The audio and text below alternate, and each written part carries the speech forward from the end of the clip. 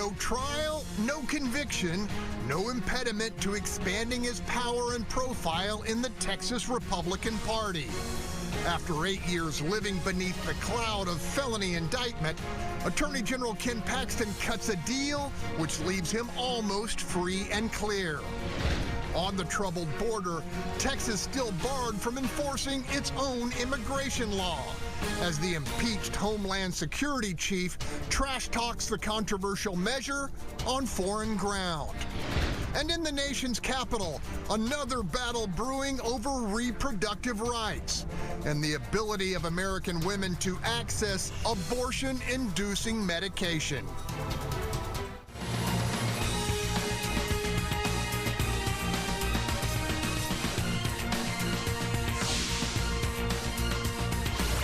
I'm Greg Groogan, and welcome to Watch Your Point, where our panelists call it like they see it. Let's greet them. Starting us off, former Houston City Council member Sue Lovell. Next up, attorney, radio host, and Fox 26 contributor Charles Adams. In the 3 spot, longtime super neighborhood leader Tomaro Bell. Batting cleanup, well-known businessman and columnist for Real Clear Politics, Bill King. And closing us out, Marcus Davis, acclaimed restaurateur and host of Fish, Grits, and Politics. Let's begin. 18 months from now, or perhaps shorter, the case will be dismissed. There will never be a conviction, and Ken Paxton, at least today, can begin to go back and do what he should have been doing all along, and that is representing the state of Texas. For the better part of a decade, a dark cloud of potential criminality has hung squarely over the head of Texas Attorney General Ken Paxton in the form of 3 felony counts of securities fraud. This week, the lingering threat of removal from office and possible prison time simply melted away in a courtroom deal many view as a judicial bullet dodged by the once embattled AG. At the end of the day, it is not a plea bargain. He didn't plead. There is no admission of guilt. There will never be an admission of guilt because he's not guilty, but we're glad to have this behind us. In a settlement brokered with special prosecutors, Paxton agreed to a pretrial intervention contract, otherwise known as diversion, the terms of which include 100 hours of community service, 15 hours of ethics training, and most significantly, the payment of at least $271,000 in restitution. Restitution, first and foremost, that was a game changer. Secondly, community service like any other defendant. The question isn't whether or not who won, but was justice served. And I think the answer to that is unmistakably yes. Panel, 7 months ago, Ken Paxton was facing removal from office via impeachment and up to 99 years in prison on the fraud charges. Instead, our state's controversial top cop has now survived both threats and has emerged more politically powerful than ever. Let's start with you, Bill King, on the legal case, and we'll get to the power later. I wasn't terrifically surprised by the outcome here. This is these kind of cases really are more akin to civil litigation in a lot of ways, and I think this just became a crime about 10 years ago in Texas. Before that, it was a civil penalty. So I'm not terribly surprised about the outcome. This was a little more lenient than I expected, but I never thought he was going to go to prison over this.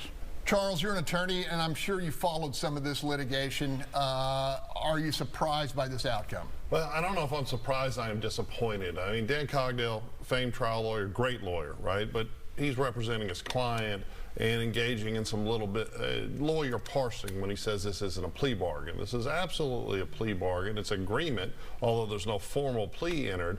And it is what you do when you know that they got you, but they offer you this sweetheart way to not have it go on your record. I also think Weiss's characterization as this isn't about winning or losing, it absolutely is. It was an incredible loss by the state. You talk about $271,000 in restitution. I'd like to know how many millions of dollars were wasted by the state in this prosecution. And damn it, he should have been put in front of a jury, and he should have been held to account for his criminality. It's not civil. This was awful behavior by Texas's top cop, and it's repugnant that he got away with it. Tomorrow, there's an old term, you can beat the rap, but you can't beat the ride. In this case, it looks like he beat them both. I don't even know, are we talking about this clown? I ditto everything Charles said. He should have had a trial, and if I'd been on there, he would have went to jail. All right, Marcus. You're no fan of Ken Paxton, and you got plenty of company. When you saw this unfold, what was your reaction? Well, for the record, it's not whether or not I'm a fan of Ken Paxton or not. This is about the right thing being done and the wrong thing being done. And this was not taken to the jury to determine whether or not he did the right thing or did the wrong thing. He got a sweetheart of a deal. I mean, look at the luxury, man. You got to put this thing off for 10 years, right? And then not only do you get to put it off for 10 years, it doesn't go on your record. You get to walk away free. I'm sure that there are several people who committed small crimes in the Harris County Jail that would like this type of, I'm gonna use the P word, privilege. And I'm just gonna call it political privilege, powerful privilege, opportunities that you get when you ascend to a certain economic rank, and when you ascend to a certain political rank, you get the freedom to commit crimes and not have anything done about it. And now this idea that he's not guilty, last I checked, no one gives away $250,000 for something that they didn't do. Last I checked, people don't just volunteer to go out and do community service unless they're good-hearted people that do community service. This is a farce, and I ditto what Charles said as well. So Brian Weiss said they conferred with the prime victims in this case. They wanted to get their money, and this deal was one way to ensure that they were in some way made financially whole. Do you buy that line of thinking? Well, I think ultimately they went to court so they could get their money, and it took them 10 years to get their money, and now they're gonna get their restitution, and he has to do the community service. So yeah, if I'm the one that I thought somebody stole from me, took money they shouldn't, and I had to wait 10 years to be able to get that money back. My thing is there like any interest attached to that money on that settlement at all? But I'm glad for them. They're going to get their money back, be able to move on, and I think Rice was right on that. I mean, it was about them getting their money back. Everybody else, I think, took and ran with it for another reason. They should have gotten the IRS type interest put on that, or something equivalent to what was promised in the deal in the first place. What the return on the investment was in the promise of return ROI in the first place, that's what the money they should have gotten. Quickly, Bill, this was about operating without the right certification, as well as not disclosing that he was being paid. And that's where the alleged fraud came in. Real quickly. Yeah, so you can commit fraud by omission, which is you fail to disclose a material fact. It's very difficult to prove because you've got to prove it is a material fact that would have made a difference in the outcome of the transaction. It was a pretty tough case, I think, to make. Look, I think he's a crook just like everybody else does, but in this particular case, I'm not sure the outcome is all that surprising to me. Got to leave it there. Still to come, the next contentious phase in the fight over reproductive rights as access to abortion-inducing medication reaches the Supreme Court. And in our Sunday survey, we are asking voters straight up, should doctors be able to prescribe mifepristone over the phone without actually seeing the patient? Tell us what you think. Vote on our webpage, fox26houston.com. Click on poll at the top of the page, or tell 26 using our news app. But up next, free of fraud charges and enjoying heavy approval among rank and file Texas Republicans. What is next in the political future of Ken Paxton? I don't think any of this would have happened but for the fact that he was the Attorney General at the time they investigated it. Defense lawyer Dan Cogdell contending his client, Attorney General Ken Paxton, was targeted for felony prosecution for purely political purposes. Sound familiar? It is the same narrative we've heard over and over from Ken Paxton's ally and supporter, Donald J. Trump. A strategy that's proven enormously successful for the former president and exponentially enhanced Paxton's standing among many Republicans in the Lone Star State, for whom he has morphed from ethically challenged outlier to full-blown conservative martyr. Panel, the political winds are clearly behind Paxton's back. What next? Adams, you think this guy is going to be able to propel himself to the Republican Party? I don't think we're ever going to see Paxton go beyond the state of Texas. I don't think he has the ability. I don't think that the background and his history of alleged infidelity, of alleged theft that goes beyond this securities fraud. This is, a lot of people don't understand. He was accused of sitting down with people and convincing them to invest in worthless securities without telling them, when he said, oh, this is a great deal, that he was going to make money off their investments, right? It's not just simple. It's not. I mean, this is awful when you're supposed to be the top cop. But you know, the Democrats are not talking to the concerns of angry, broke, frustrated people, right? And populists like Trump and Paxton are willing to do that, and it's going to take hold. I wouldn't be shocked if he ends up being the lieutenant governor after Patrick retires. Bill, there's talk of him taking on John Cornyn in a Republican primary where he would probably have the upper hand. Yeah, it would be interesting to see if it'd be ironic if Cornyn becomes majority leader in the Senate, which looks like there's a really good chance. I mean, the irony of Texas voters giving up the majority leader of the Senate for somebody like Paxton is just, you know, it is a perfect example of what's wrong with the two-party system right now. Cornyn will have an enormous amount of money in that race, so I wouldn't count Cornyn out at all. But it'll be a close race probably. Yeah, we're talking about both of them are not that well liked in the state. Both of them have, you know, they're underwater on approval ratings. Both of them in the state right now. Yeah, but let's talk about the reality in Texas, which he can, in the heat of a highly partisan primary, talking to the hardcore base of the Republican Party, Paxton may have an advantage, Marcus. Who cares? I mean, really. I mean, the partisan politics, it causes so much disarray in our state and in our nation. And this is just a little bit more of it. I mean, do I care who represents the state of Texas? Yes, but apparently we have no say in that. And apparently you're able to blow whistles and get people to march in a certain direction. You're able to make certain statements and get people to follow your lead. You're able to play the flute and people follow you. You know, Donald Trump has people believing that he is he got indicted or he's having to do his case in the middle of election. No, you were in the middle of a court case and the election started. All right, leaving it there. Up next, the latest chapter in the crisis that simply won't go away. Deadly drugs crossing our border along with waves of illegal immigrants. It is our strongly held view as a matter of law that SB 4, which is a law proposed by the state of Texas, it is our strongly held view that that law is unconstitutional, and it is our hope and confidence that the courts will strike it down with finality.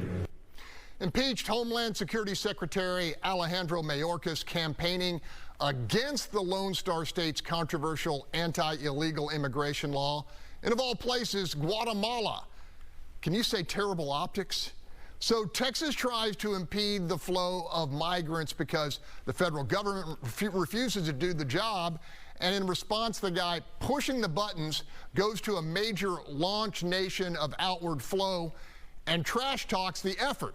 Just to let everyone know, because it has been confusing lately, enforcement of SB 4 is on hold pending what will likely be a Supreme Court ruling. Panel, in another note, the Catholic bishop in El Paso has jumped into the fray, calling border enforcement racist and the effort to limit illegal crossings part of a, quote, broader, brutal historical project in Texas to criminalize people who migrate, end quote. All right, Bill, just take on Mayorkas or any of this mess. Well, I've said before, I think the law is going to be ultimately held unconstitutional. But why you would go down to a country that's, where a lot of people are coming from and tell them, don't worry about that law. What's going to be the result of that? That's going to encourage more people to make this dangerous trip. By the way, Republicans get up and saying the border is wide open, nobody's doing anything, also encourages them to come. I mean, can we drop the partisan bickering and fighting and get on the same page to actually do something to solve this problem? All right, Tomaro, you've been pretty outspoken on this. Thoughts? I do think it was stupid of him to say that in Guatemala. I agree with Bill. I felt that the law was unconstitutional. And the problem that I had with the law is that you're asking an officer to look at somebody and say, do you look illegal or not to me? Now, if you've never been racially profiled, you may not understand what that feels, but as I told you all many times, up in the Timpson Garrison area, that happened to me when I had my babies in the car sleep in a Taurus. And I was stopped by a whole bunch of officers because I was driving while black. So I have a problem with that part of the law. But I've told y'all before, if y'all had kept the policies that Trump had in place during COVID for the border, we would not be in this situation. And y'all need to stop the stupid stuff while y'all trying to run for office and protect the country, but you ain't. Marcus. Yeah, this is terrible. You know, to have a member of the Biden administration at the height of the border crisis go down and basically endorse crossing and give a safety net for crossing by stating that that rule is going to be struck down, and we're counting on the rule being struck down. I think it's terrible. I think the law that was written was terrible, but it was written as a response to ineffective and ineptness on the Biden administration. But I also think that what the Biden administration did in Guatemala was absolutely terrible. It's disgraceful. It's disgusting. Sue, anything to add here? I don't think anybody's truthfully giving the best effort to attempt to handle this at the border. I think it's all posturing. Everybody knows whatever they say isn't going to work. The bishop was opposed because the state was trying to tell the bishop there that he couldn't provide services, social services, to the people coming across the border, and they were going to stop him from doing so. That's why he spoke out.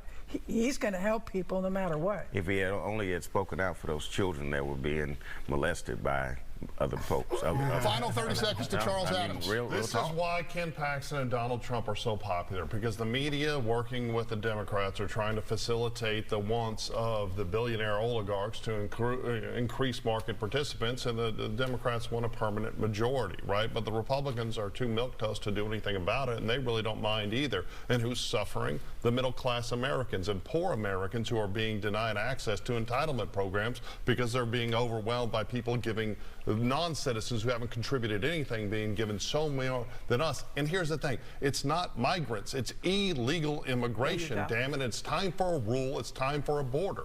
Gotta leave it there. When we come back, call it the deadly trade narcotics and people smuggled north, mountains of cash and hundreds of thousands of guns returning south. The binational blame game is up for discussion on the other side of this break. Many arrested had additional serious criminal convictions, including burglary, arson, assault, kidnapping, extortion, sexual assault, and forgery. Immigration and Customs Enforcement describing what's becoming an alarming export from Mexico. That is, migrants who commit crimes here in the United States as they did in their country of origin. On the flip side, Mexico is now seeking billions of dollars of relief in our courts for an American export they claim has destabilized their nation. We're talking guns, firearms that lawyers for the Mexican government claim are too easily obtained from American dealers and manufacturers, giving criminal cartels equal or superior firepower than the police and military opposing them. Panel, the lawsuit, which was recently resurrected in a federal appeals court, blames 6 firearms manufacturers for providing 500,000 guns a year to the Mexican drug gangs. All right, Bill, I know you have looked at this litigation. Yeah, it sounds like Mexico is a border problem they need to get control of. Yeah, I read the lawsuit. It basically there's a statute that protects gun makers from any liability for somebody doing something illegal with the gun they bought from them. It's federal law, and so the gun manufacturer asserted this defense, and what this court said, and the district court agreed with them. The appeals court said, no, what they're really doing is saying that you're engaging in this conspiracy to get guns into Mexico. Now, there's really not a lot of evidence of that, but that was what the pleading is, and if you have to dismiss it, you have to dismiss it on what the pleading says. So the court reversed that and sent it back down. I think it will be, I think it'll still be dismissed at some point in time. But I thought it was interesting, 500,000 guns is what they allege are going over. I mean, this border is just nobody's paying attention on either side, apparently. I mean, just you've got people coming in, drugs coming in, guns going out. I mean, come on, guys. Mexico and Mexico, can y'all get together and get control of the damn border? Charles Adams, if somebody brought this case to you, do you think it has a prayer? Is the supply chain, you know, from the gun plant, you know, to the distributor, to the dealer, I mean, isn't there some insulation for these manufacturers? Look, there's been some litigation that I thought didn't have a chance and I wouldn't have taken. I think Bill's right. I think the case ultimately gets dismissed. But I find this to be as stupid as like Chicago and Baltimore suing car manufacturers because their cars are getting stolen, the Kia boys, right? How about do your damn job and put people that steal cars into prison so they'll stop stealing cars? I think this is just another way for Mexico to leech money out of America. I don't think there's no way it'll stand at the Supreme Court. But I think it's just absolutely absurd. And we need to enforce our border. We need to recognize that the times have changed, right? It used to be if you came to America illegally, you would follow every law, because if you got caught doing anything, you would get deported. Now, people are actually going on crime tourism, right? They're traveling to California and to New York to commit crime and then going back to Central and South America, and it's terrorizing citizens, especially poor citizens of color, and it's a disgusting, repugnant reality. I have 30 seconds. Who wants it? I'll take it. Charles is right on that. I told you all, in New York, they shut down an African-American elementary school that had been struggling, and the teachers are finally getting them back on track after the COVID, and they were no longer doing Zoom. They were in class participating. They shut their school down, put those kids back on Zoom to get it to illegal migrants that had come in town. Now, when you have to do that and hurt your citizens to help people who are not from here, have not paid taxes and anything, there's more than a problem at the border. There's a problem in the country. We're going to leave it right there. Still to come. Limiting access to so-called medicinal abortions. This week, a serious legal effort to do just that reached our nation's highest court. So your argument is that it doesn't matter if FDA flagrantly violated the law, didn't do what it should have done, endangered the health of women. It's just too bad nobody can sue in court. Supreme Court Justice Samuel Alito commenting on what appears to be the next major front in the battle over reproductive health. Access to mifepristone, the medication utilized in an estimated 2/3 of abortions taking place in the U.S.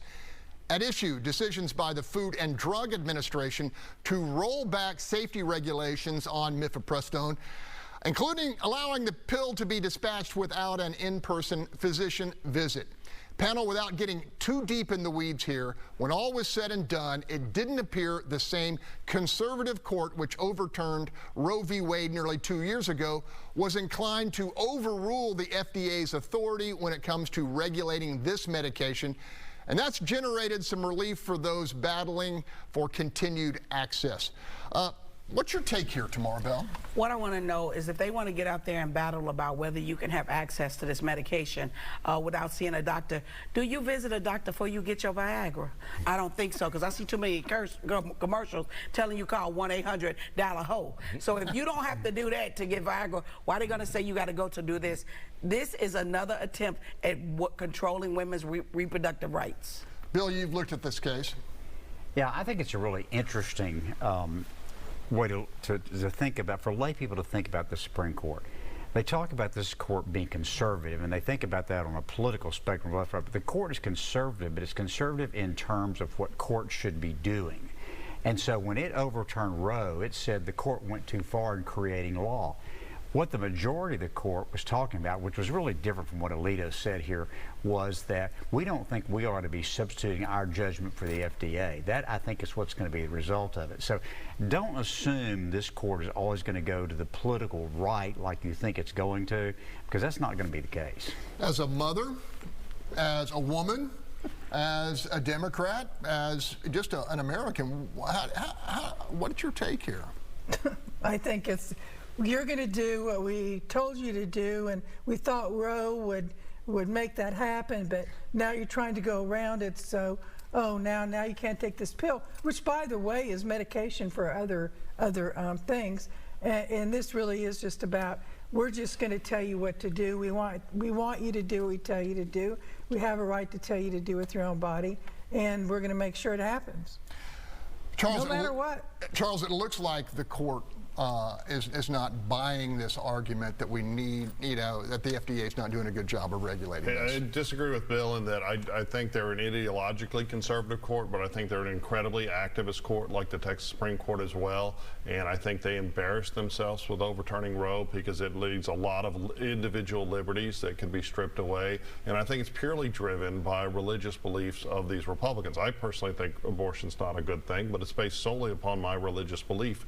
If these damn Republicans that look like old white men like me want to do more about children being aborted, right? Instead of putting people on the Supreme Court that are going to lie and be awful, right? Instead, hey, how about do more things to encourage people to have children, to make more accessible health care, better schools, which of course Democrats fight at every turn because they want schools to be crap and terrifying and ineffective, but, politically correct. But how about let's just build a better America that more people, more American people, want to have children in? All right, Marcus, close us out here. Yeah, I think that this shouldn't be in the court. I don't think this should be a court case. I believe in women having the right to determine their own body. Like Charles said, what I believe shouldn't be part of what the court should do. What I believe religiously shouldn't be what we should have these arguments about. It's moving us closer to a theocracy, and I don't think it's a safe place for us to be in as a nation. Bill, 30 seconds if you want to rebut anything Charles said. Well, we'll see what the court does. I mean, when you listen to the arguments, Alito was really pretty much on his own in articulating the view that Charles talked about. But, the other, frankly, all of Trump's appointees were basically saying, we don't think we ought to be second-guessing the FDA, and we think this case ought to be dismissed, is what it sounded like to me. So let's see what the result is. Oh, we're going to leave it there. Still to come.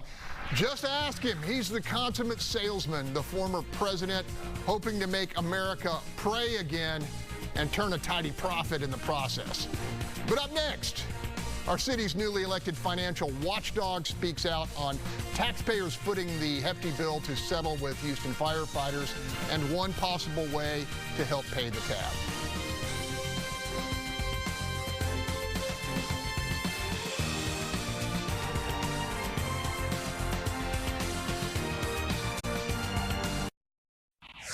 The garbage fee is something that the city of Houston is unique in that we are the only major city in the state of Texas that doesn't have a garbage fee. And so, look, I'm always someone who wants to look to how other cities have tackled some of these challenges. And what seems to be a solid practice across the state of Texas is that cities have a garbage fee. Houston City Controller Chris Hollins appearing to endorse a revenue-generating measure needed to help fill a $160 million deficit and the additional annual cost of servicing the $650 million wage settlement with the firefighters union. Hollins said it will take more than a trash toll to balance the books because the labor deal also commits the city to raising firefighter pay in each of the next 5 years. Lest we forget, refusing to pay as we go and kicking the can down the road. Yeah, I'm beating this dead horse, Marcus. During each of former Mayor Sylvester's 8 years in office is what created this balloon payment, which will ultimately cost taxpayers more than $1 billion when you factor in interest over the 25 years of the bond.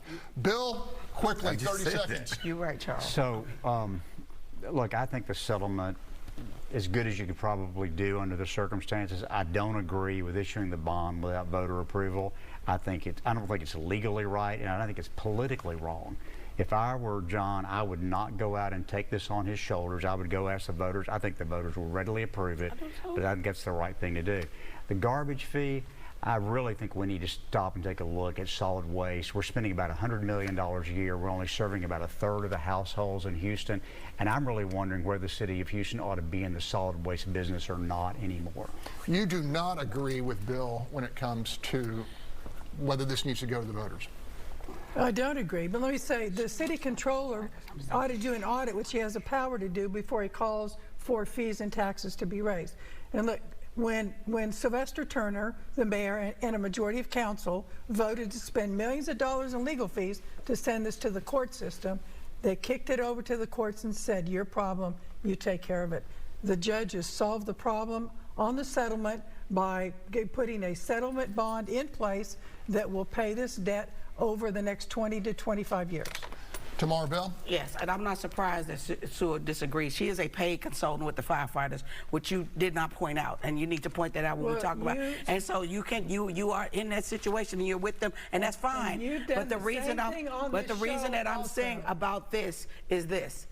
I agree with Bill. If this went to the voters, I absolutely believe they would support it. But it should go to the voters. They should be given a right to vote on this. When you're talking about $1 billion in debt, in addition to that, you have the municipal employees coming up for their renewal of their contract, and you have the police. Now, we already saying we broke now. How many bonds are you coming back to ask the taxpayers to pay for?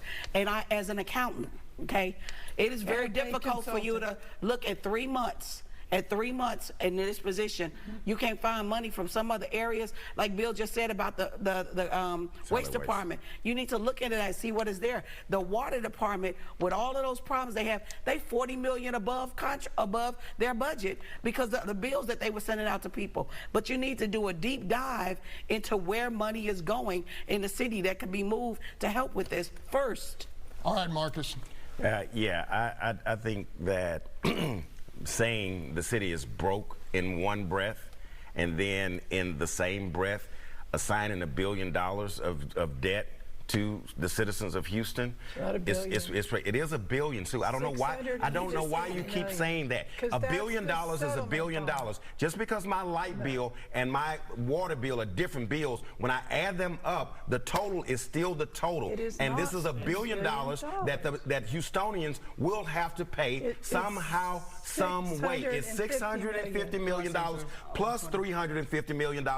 Greg said it in his opening. It is $1 billion plus dollars that comes out of our pockets. Let's say it's $5. Let's say it's $10. At the beginning, middle, end of the day, this is money that, contrary to what Greg keeps telling people, that came in the Nice Park administration and the mayor before that, where we started kicking the pension down the road. This was not a Sylvester Turner issue. This is not the pension. This is not the pension. This is collective bargaining. I know this is collective bargaining, but I'm talking about how it all combines together, and our fiscal problems started 15, 20 years ago. It didn't start the last 8 years. And we got to talk about the truth and stop trying to pin this on one particular person. Just get to the truth and get to the facts. I get to the truth. And we're going to come back in a second. When we come back, learning the hard way that public records actually belong to the public.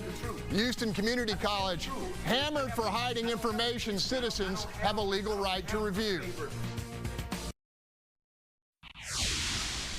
Welcome back. A huge win this week for all of us who rely on statutorily guaranteed access to public records as an absolutely essential pathway to reporting the truth.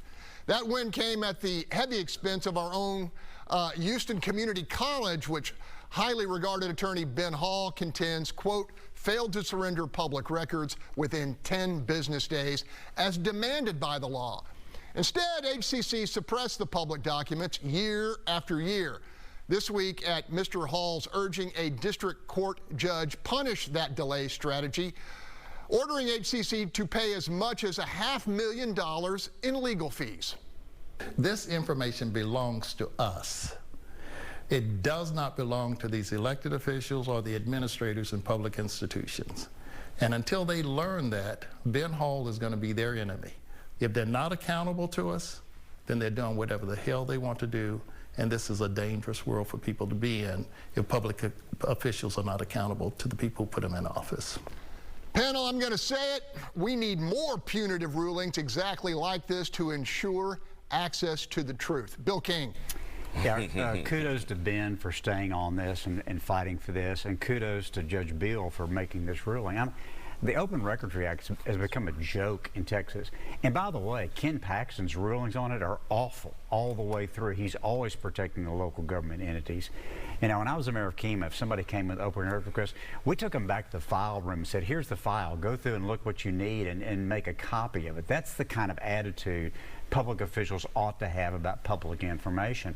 And it's ridiculous how little value open records become because of decisions have been made by the courts and Paxton and the way they keep appealing and running this out. So kudos to Ben Hall and kudos to Judge Beal for finally holding somebody's feet to the fire on this. 30 seconds. Okay, yes, and that was Judge Don Rogers, and congratulations, Ben, and congratulations for Judge Rogers for doing this, because it is very difficult. If you ever try to get stuff from the city, if you ever try to get anything from the state, oh my God, they take you through loops and bounds to get it, and it is public information, and you are the public.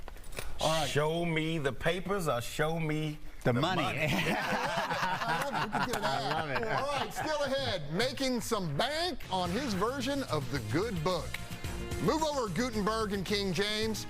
Donald Trump is pitching Bibles. I'm proud to endorse and encourage you to get this Bible. We must make America pray again. The former president peddling the good book and calling it the only Bible endorsed by Donald Trump. Price tag $59.99, and comes with the Declaration of Independence, Constitution, and Bill of Rights, embedded in the volume. On this Easter Sunday, I'll simply say, what's your point? Charles Adams. Well, I mean, I think any sincere Christian is horrified by someone trying to monetize the Bible, the source material. But on the flip side, he is giving lip service to Christians that is not being given at all by the Democrats, right? In fact, when Trump was at a wake for a police officer, right, Biden, Obama, and Clinton were having this big festival for the post-monetary oligarchs in New York, right? So maybe, although those of us that are thinking, people say, oh, this is horrible, right? But there's a lot on the left that's horrible, and maybe the Democrats should return to paying attention to the needs and concerns of regular working participatory Americans, and then Trump wouldn't get away with this crap. Marcus. Well, I disagree with Charles, because he said a sincere Christian wouldn't agree with monetizing the Bible, but you can go from church to church across the country and see the monetization of Christianity occur. So Trump, Trump is just fitting into, you know, the normal of the day of the business of church and religion. Tomaro Bell. This is absolutely an embarrassment. You up there with your 2 Corinthians, and when they ask you to read a scripture, what's your favorite verse? You couldn't give anything. Don't y'all buy that Bible. You get them free at any hotel you go to. You can get them free at the bookstore. Look, I mean, seriously, y'all, don't do this. All right, Bill King. So I grew up in an evangelical home, and my parents were very devout Baptists. My dad was a Baptist deacon.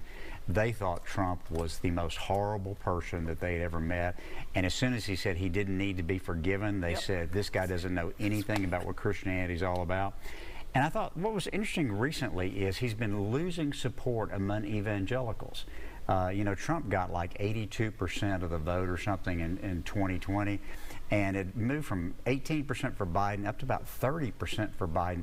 I think evangelicals are finally waking up, and I was going to tell my evangelical friends, you're doing tremendous damage to your movement by supporting this man. Watch how many he sells. All right, Sue, I guess you're not surprised by this. It's like being at a carnival. He's like a snake oil salesman, and you know, he sells something, and then that tethers out. So he's just, you know, he's reached the lowest of the low.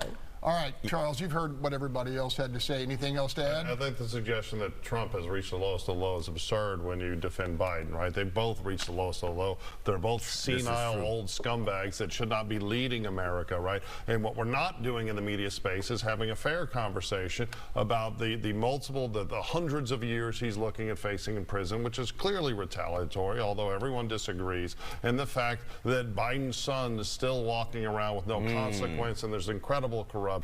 And we have to stop being lemmings, right, on the left and the right. We have to start reading and thinking again, damn it, and we're just not. Trump's selling Bibles while Biden is sending more bombs and fighter jets. Biden's selling lies. Biden's sending more bombs and fighter jets to Israel.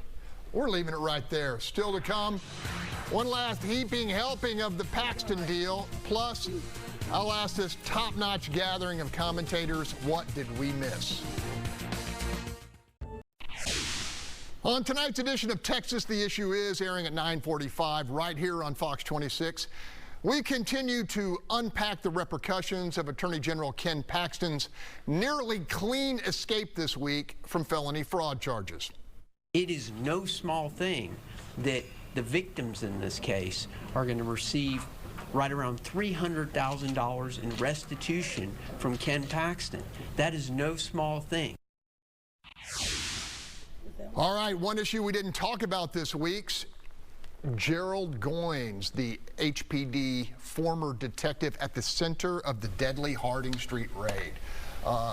My understanding, murder charges have been dropped, right, Tomaro? Yes, and that is so heartbreaking. You know, when this happened, the black African-American community was like, oh my God, not another. Before this happened, he had at least 7 people that he had killed as a police officer and no consequences. Absolutely, we thought there would be some consequences for this. I don't understand what it takes for you to say that you're wrong. I mean, I'm not kidding. This gives no encouragement to citizens when they see officers doing things that are wrong. This is apprehensible that the judge would even do this. I heard she's supposed to be a good judge. I don't know her. I can't say it, but I tell you what, you might be a good judge, but this was damn sure not good judgment. Sue Lovell? It is. It's incredibly sad, and it's taken, this has taken so long. I mean, 2 people at around 5 o'clock in the afternoon were in their own homes doing nothing, breaking no laws whatsoever, and they're dead. And they're dead because there was a raid put together by a dirty cop, and they went to their home, and those 2 people are dead. They were shot dead. And there's been no consequences for anybody in that raid at all, except these 2 people. Just think of it. You're sitting in your home, you're doing nothing, you're watching the news, you're just hanging out, all of a sudden you're dead. Because somebody decided to go overtime hunting with a crew, a bad crew, get a no-knock warrant from a municipal judge because he couldn't get it from a district judge. And then they come to your home and they told a lie that you were selling black tar heroin, which was just not true. The most decent person in this whole thing was Goins' partner, who said, yes, it was wrong. I told the lie. There was no, I'll take my lumps. I'll plead guilty. I'll tell everything. He's the only one in the whole thing that's told the truth. All right, well, we need to get back on that issue. I mean, it's been over 5 years. Yeah. Oh. Some justice needs to happen here. All right, thanks to this week's panel, and thank you for joining us. The conversation continues on a national level next on Fox News Sunday with Shannon Bream. And we'll keep talking here with What's Your Point Overtime, streaming live on Fox Local and our website. Also, be sure to download the free app for your smart TV. That said, from all of us here, have a safe and healthy week. Happy Easter. Happy Easter.